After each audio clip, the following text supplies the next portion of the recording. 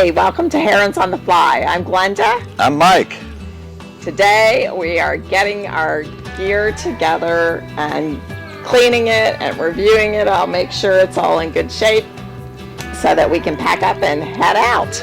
Yeah, for fly fishing this summer, we're going to be on the Missouri, the Madison, the Yellowstone, and the Snake River. We're going to be out for 6 to 7 months. And when you do that, you really need to go through your gear, clean your line, and select the rods that you want to take. And as you can see, we have a lot of rods, a lot of flies, nets, all sorts of stuff. And you can find yourself taking way too much stuff with you. So we're gonna go through all of this and clean it and show you what we do. This is like part one of a series of getting ready to go out on the road for 6 to 7 months. We've got a lot of stuff that we're going to show you about getting the coach ready and the gear ready, and it'll be everything from lubricating things to packing it up. So you hang on a minute and we'll be right back with you, and we'll get underway here. You ready to start working? I am. I'm ready to start fishing. Yeah, me too. We're getting the itch. We need to get out of here. We'll be right back.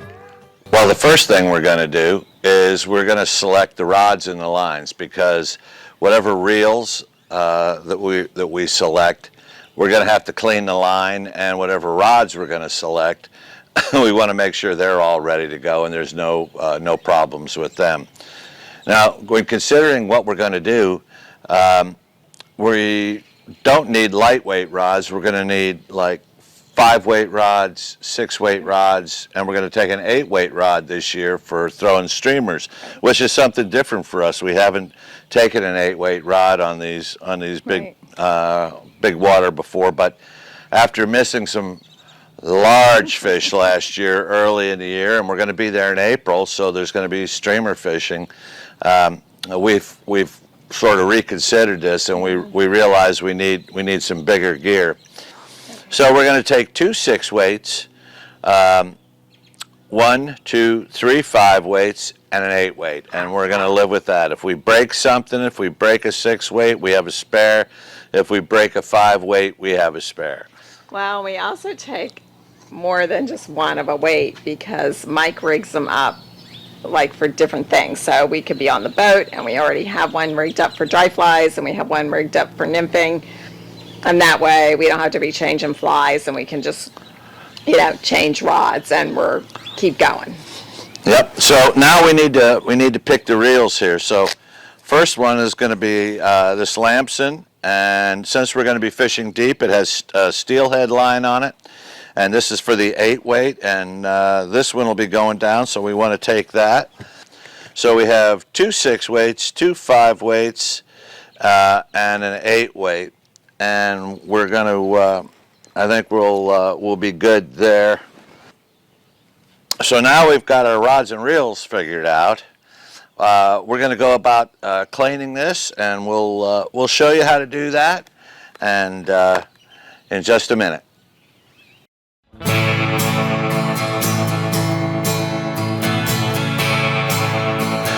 All right, so what we'll do is I'm not going to bore you with cleaning every one of them, but I'm certainly going to show you how to do one.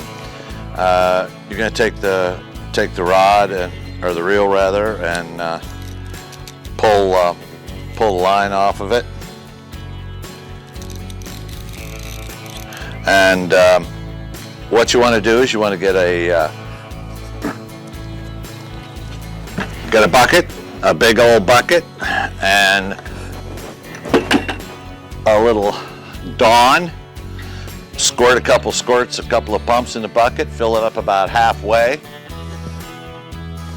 And then we're going to take the line, and all we're going to do is just pull the line off and put it in the bucket. Now we're not going to take the backing off, but we're going to take a lion's share of the line off here. While Mike's doing this, I'm going to check the boots to make sure that we don't have any cleats loose. Even though we're in the boat, we still get out and wade fish. So I need to check our waders and our boots. We put extra cleats in our boots. So I want to just check and make sure they're all secure and that we don't have to add any new ones or replace any. So Mike puts super glue on the cleats before he puts them into the boots, so usually we don't lose any. And while she's doing that, what I do is I put the line in the bucket and I swish it around and let it sit for a second. And then all I do is I take the line and I start to pull it out. And it doesn't take much to clean it. A little soapy water does a great job. And you're just going to run it through the towel. But it's amazing how dirty the line gets, even in water that you think is clean. It's not really clean. And if you look, right there is the result of pulling that line through there, and there is quite a bit of dirt on the line, and when the lines get when they're dirty, they get heavy and they don't do what they're supposed to do. They either don't float or they don't sink right or any number of things. Now, one of the things that I like to do is I add a little dressing. I have this stuff is made by Rio, and if you want to get a picture of that. All right, all you do is you put a little of this on your towel, put a squirt on there. You don't need a lot, and this helps protect the line. And you can see I don't have a lot on there, and it keeps it supple, which is another one of those things. It's a good thing. And we're gonna pull this line back through again, and we just pull it through. And it's somewhat of a cleaner as well, but it does a really good job in protecting the line. So it's well worth doing this. And yeah, so I do this every year.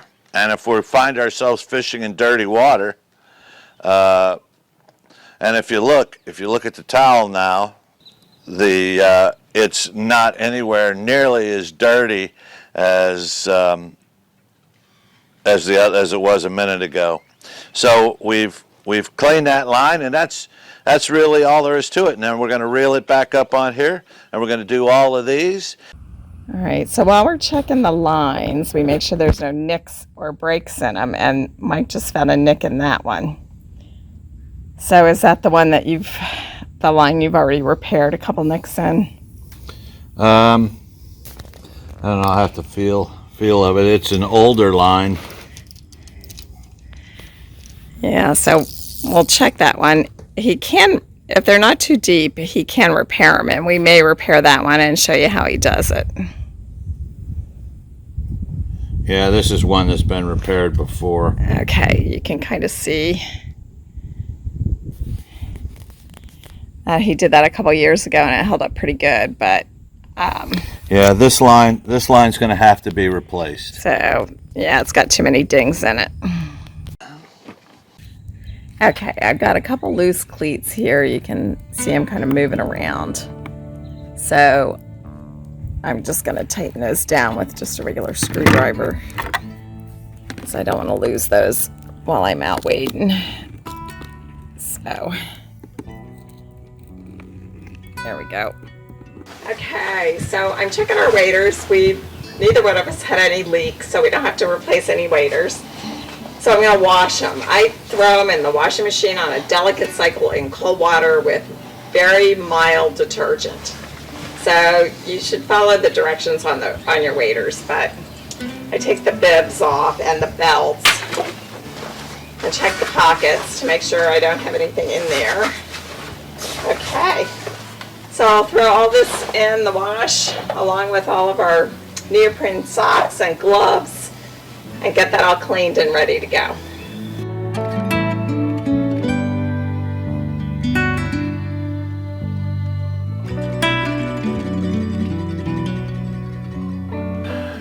Well, we We've cleaned the line on our reels. We put all those away. They're in the bag, ready to go. We did find one line that was bad, so we've removed that, and we'll order a new one and put that on, and we'll be good with that 5-weight. Yeah. Well, Glenda, we've got a lot of bags, and of course we put stuff in the boat and a bucket and a few other things, but we do get out of the boat and fish. So, what do you think we ought to take for bags this year? Well, I'm going to take my chest pack because I feel more comfortable when I have all of it together. Even if I'm close to the boat, I still like to have everything with me. My nippers and line and a couple flies and stuff. So I'm going to take my chest pack. Do you have your nippers and everything on the chest pack? Nippers. I've got to get a pair of forceps to put on it. Okay, we got to get some forceps. So I got to load it. Yeah, I have an old bag that I usually that I've been hanging around my waist forever, and it's small, but it's not a bad bag. And then I have a chest pack that goes on that I can put over my back, and it'll carry a net. But this particular net is a mesh net. And it was great. It was great for small streams, but the problem with this net is it is a mesh net, and when you get a trout in there, it has a tendency to knock all the slime off the fish, which is a protective cover. So that's a real problem. It's nice to have a bigger net. So I think this year I'm going to take the small net off, and I'm going to take the big nylon net, and it's a rubberized net. And this is much better for the fish too. So I think I'm going to take this instead of that. Yeah. Well, and I'm going to take this, which is what I usually put on the back of my chest pack. Okay, so you want to put that with your chest pack. All right. Now we need to do something about a boat net. Well, El Jefe. Well, we actually have 2 boat nets. We have a guide net. This is an old style, and again, this is a mesh net that we had used, and then we have another rubber net, and it's big. In fact, some of the pictures you may recognize this net from last year, and trout that went from here to here, and if you look at it, it's big. But this is called El Jefe, the boss, and it's rubberized and it's better on the fish. So I think we're going to leave the mesh nets back, and we'll take the rubberized nets because it's much better on the fish. And we'll take these 2 bags, and we'll leave this bag back. We won't take that one because, well, you can't take everything, can you? No, you cannot. And you know, maybe it'll be a little better if we do that. So Mike and I try really hard not to handle the fish because we want to keep them healthy. So you won't see a lot of grip and grin photos in our fly fishing videos, just because if you don't have to handle the fish, don't. Once in a while we'll have to pick one up, or if we get incredible once in a lifetime fish, you might see us hold it for a grip and grin, but for not very long. Not for very long. We get them back in the water, and we try and revive them in the net, especially when the temperatures get hot. You know, we leave them in the net and kind of move them back and forth and let them recover a little bit before we release them. So that's why we've really gone to these rubber nets. And you know, based on that and how we do that, the mortality rate of trout we catch is incredibly low. I don't think we lost any last year. No. And you know, it takes a little effort to do it, but it's, you know, the right gear and the right procedures make all the difference in the world. So yeah, it's something to think about when you're getting ready to go out and fly fish for trout this summer, wherever you go. So yeah, so we've got a few more things to go over, and we'll be right back.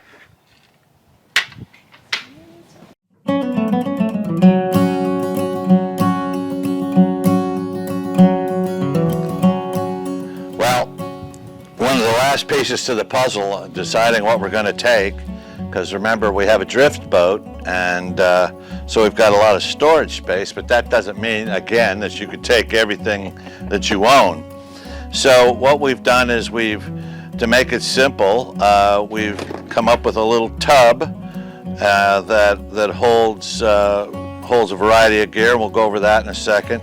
We always carry a waterproof otter box for fishing licenses, cell phones if we need to, keys, that's another thing, and we put that all the way in the front of the boat with life preserver or life jackets and things like that. But we do carry a lot of flies, and we buy a lot of flies when I'm not tying flies, and I do tie a lot of flies. We buy flies from cheapfly.com. There's actually quite a few places you can find them. If you buy them a dozen at a time for 39 cents, 59 cents, and it's actually a pretty big savings. Now, supporting your local fly shop is important. So when you go somewhere and you get some information from the fly shop, take a few minutes and find out what the fish are hitting locally, and buy 50, 60, 70 bucks worth of flies, or maybe some tippet or something like that, to keep them afloat, because they're invaluable when it comes to fly fishing wherever you go. So one of the things we were doing, we ordered quite a few flies last year, and we used quite a few flies last year, and we bought these boxes, and they're craft boxes for beads, and we put some of the larger flies in the larger boxes, and all you got to do is you press the little who's it there, and they pop open. And then they had smaller ones too, so we got some smaller ones, and we keep quite a few flies in the smaller ones as well. So when I tie, I go ahead and put them in there. And we're so nerdy that we put labels on them and the size, so that when we have to reorder, we know what we're missing. Yeah, we kind of know what they are, but we have so many flies, it's not even funny. Now, we have bought replaced a lot of old foam fly boxes, because the flies, a lot of times when you put them away, they're wet, and these have rubber in them, and they're called tacky boxes, and so the flies go in there pretty easy, and the hooks don't rust, and that's a big deal. Without the hooks rusting, they do a lot better. There's nothing worse than hanging a big fish and then having it break off, and you pull it in, and then the hook is broken off, and it's because of a rusted hook. We carry a lot of spare nippers. You can buy these for anywhere from $8 to $120 for crazy titanium nippers. A lot of them have replaceable jaws and stuff, or replaceable jaws in them, which is really, really nice. We always bought leader in packs, and we would buy all these leaders, and we would carry them with us, which is fine. But we realized that the width of the leader was as such that we could take, and we could buy this stuff. Where we've got three of them. We've got 3 weight, we've got 4 weight, and we've got some 25 weight for butt section. But we could buy this stuff 100 yards at a time, and actually save quite a bit of money by doing it this way. This was a great idea, Mike had. Yeah, this is all fluorocarbon line, so it's pretty much invisible in the water. And then we also have a few boat parts that we need for the immediately when we get there. This little guy is the anchor rope goes through here, and it's to make the weight of the anchor less.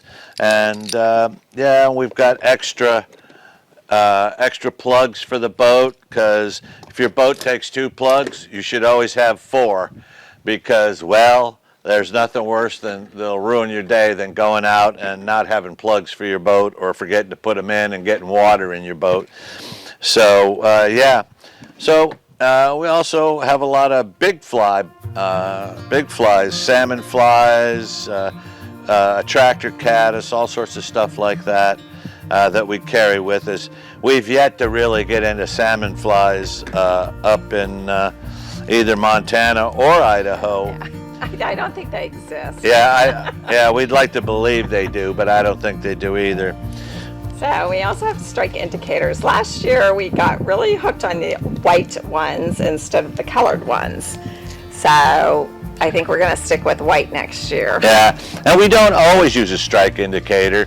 If we're going down particularly deep and we're drifting swift water, they're awfully nice to help you determine whether you have a pickup by a nice trout. You see it submerge, raise the rod.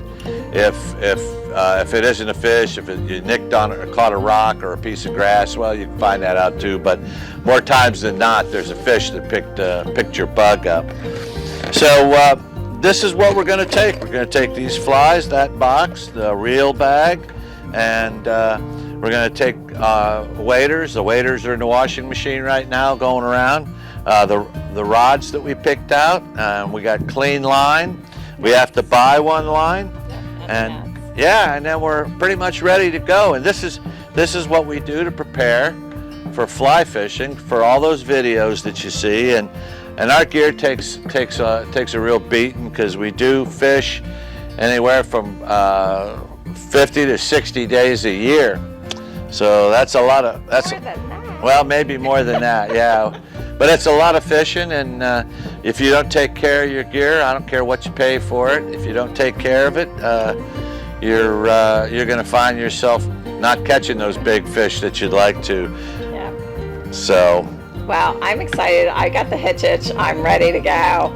So this is kind of helping me realize that it's around the corner and we're going to get on the road again. Yeah, and not only that, but we've made big lists of all the stuff we have to do. And as I work down through the list, we're going to shoot video as I walk down through the list, so you can see how we prepare. And we hope you enjoyed this video, and we hope that it's been of some help to you in the course of you getting ready to go out and travel this summer, this spring. And whether you're fly fishing or birding or just sightseeing, all of this is a part of it. Getting ready, preparing, thinking ahead, and trying to get stuff done at home or at your home base, wherever that may be, before you go out on these long trips. You got anything you want to add? Go clean your fishing line. Clean your fishing line.